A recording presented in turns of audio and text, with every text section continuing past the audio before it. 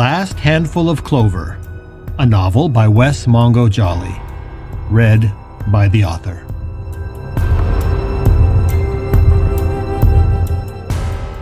Book 3, The Stone in the Stream.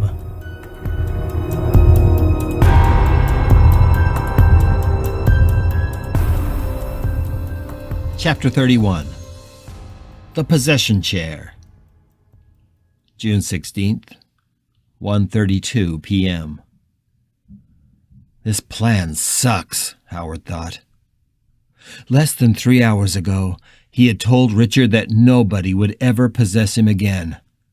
Not Justin, not him, not any of the thousands of ghosts that walked around Salt Lake City as if it was some set for a horror movie.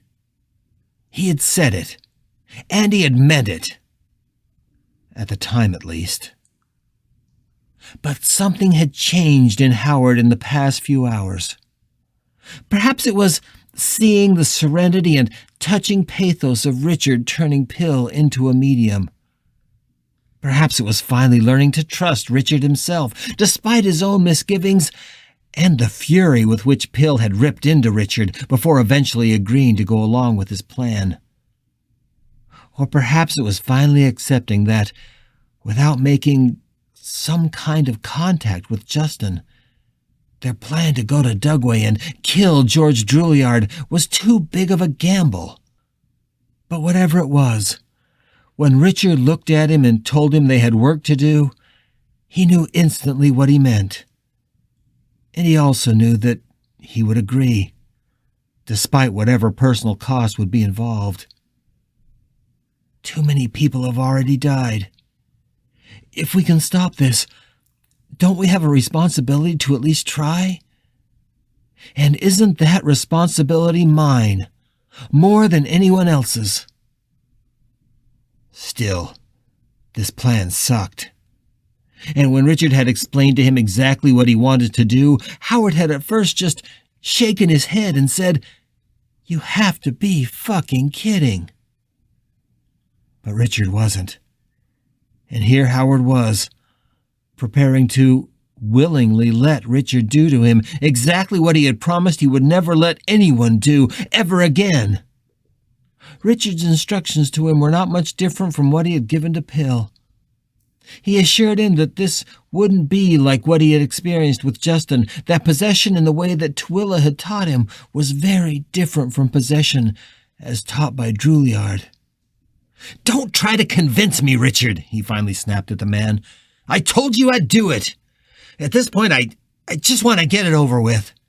If we keep talking about it, one of us is going to lose our nerve." Richard simply nodded and placed a hand on his shoulder. Without any more conversation, Howard allowed Richard to lead him back to the dining room table, and he sank into the same chair where Pill had been. The possession chair, Howard thought, and smirked. Richard sat across from him, knee to knee, and the two shared a glance that helped Howard steady his nerves. And then he closed his eyes and waited. As Richard's spirit overtook him, it was with words of kindness, with gentle persuasion, and with assurances that he would be safe, cared for, and protected. The man's voice sounded very paternal, and Howard was surprised by how quickly, and how completely, he relinquished control of his mind and body to Richard's will. It wasn't easy, but Howard was relieved that he allowed it to happen.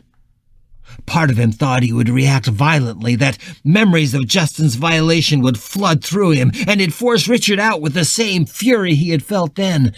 He even feared, in the worst-case scenario, that he would react violently and reset Richard the same way he had reset Justin. Twice. Not that Richard would have had far to travel after being reset, of course, but it would have taken time for him to recover sufficiently to try again, and time was the one thing they really didn't have. Not with the city quickly dying around them. But he didn't lose control. And he didn't react with fear or anxiety. Richard was right.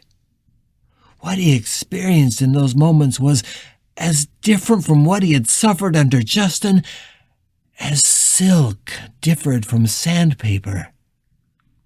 The sensation of Richard entering him wasn't exactly pleasant, but part of him actually felt safer with Richard in control of his body than he was with him behind the wheel. He wondered if this was what it would feel like to be as submissive to a dominatrix. The sensation of willingly giving up control, paradoxically giving strange comfort and strength. That may have been close to what he was experiencing, but it wasn't exactly right. For the first time, Howard felt possession not as a violation, but as just warmth and comfort. In fact, Richard really was a fatherly presence, one like he'd never known in his life. His own father had always been cold and distant, and Howard didn't realize how much he longed for that masculine comfort and nurturing until the moment that he gave himself over to Richard Pratt. And instead of being afraid, he found he was calmer and more at peace than he had been since all this started. It was an intoxicating, sensual, and seductive feeling, and he allowed himself to sink into it, his awareness of the outside world dimming, as if it was all being played out on a distant movie screen. The drive-in theater of my life, he thought pleasantly. Only vaguely was he aware that they had left the house, and that his body was now standing in the street. He felt sleepy, as if he was nestled in a warm bed, and that feeling of calmness seduced and relaxed him. He knew that if he let himself, he could sink into it until it claimed him completely. As if from far away, he heard his own voice. He was calling Justin's name. It wasn't him calling, of course. It was Richard. And the dreamlike quality of hearing his own voice being used by another was so surreal that he wondered if his voice had never really been his at all. This is as different from Justin's possession as making love differs from rape, Howard thought, as the ecstasy caressed his mind. The kindness and compassion Richard radiated felt like a salve to every sore muscle and wounded part of what made up who he was. He felt himself slipping deeper and deeper into the comfort Richard symbolized.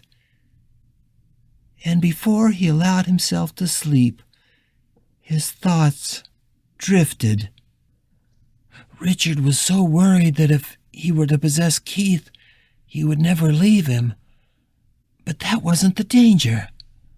The danger would be to Keith, who would gladly let himself sink so deeply into Richard, to be covered by him so thoroughly that he would have never found his way to the surface again.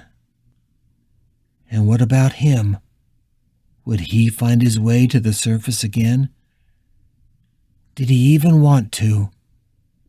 He didn't love Richard the way that Keith did, of course, but this feeling, it could seduce anyone.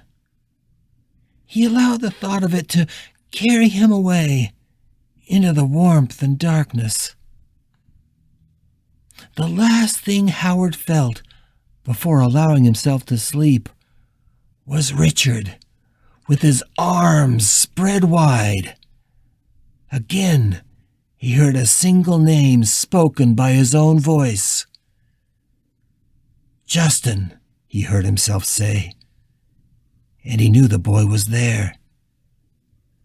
And then he slumbered. But this isn't the plan. He thought, "Richard needs me. I can't."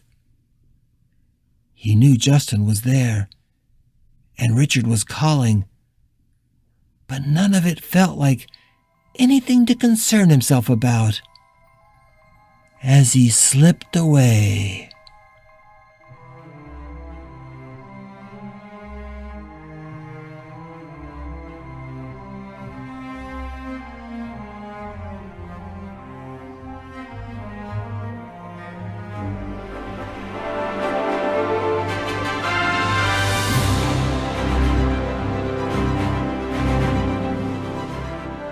You're listening to The Last Handful of Clover, a novel by Wess Mongo Jolley.